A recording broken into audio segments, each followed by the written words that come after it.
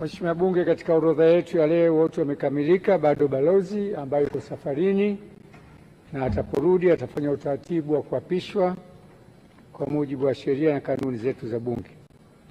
Mheshimiwa Bunge, nashukuru sana kwa kazi nzuri mliofanya. Tumemaliza vizuri wote. Sasa nyinyi mna hadhi ya kibunge kwa mujibu wa sheria.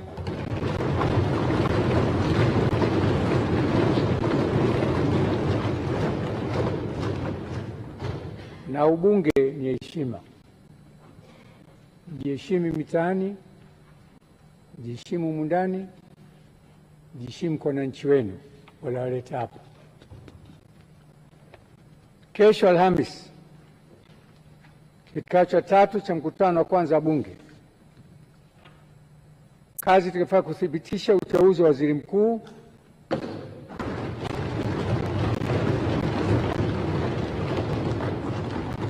uchaguzi na kiapo cha naibu spika.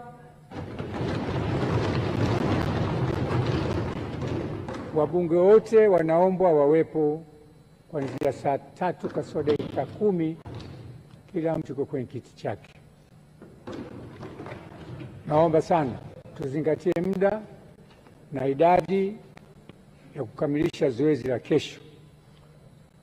Siku ya Ijumaa mtapewa utaratibu wa Ijumaa utapokuwa kesho hiyo hiyo baada ya kumthibitisha waziri mkuu. Naahirisha shughuli za Bunge mpaka kesho saa 3 asubuhi.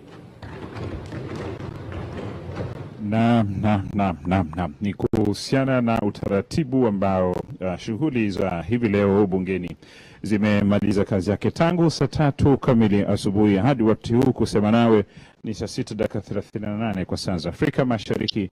Shughuli ya uapisho ikikamilika kwa wabunge wote ambao watakuwa bungeni kwa wakati huu kwa kipindi hiki, isipokuwa tu wale ambao bado kwa nafasi zao hawajaweza kufika hapa bungeni, nao wakati ukifika basi watapata nafasi yao. Spika wa Bunge Musa Azzan Zungu anaondoka taratibu hapa bungeni baada ya kuhitimisha siku ya pili na kikao cha pili katika mkutano wa kwanza wa Bunge la 13 la Jamhuri ya Muungano wa Tanzania, na sisi kwetu ndio inakuwa mwisho. Na kama alivyosema, kesho katika kikao cha 3 kitakuwepo na kuthibitishwa kwa waziri mkuu wa Jamhuri ya Muungano wa Tanzania. Kesho yasubiriwa sana, na sisi tunakuomba uifike ukiwa salama. Kwa niaba ya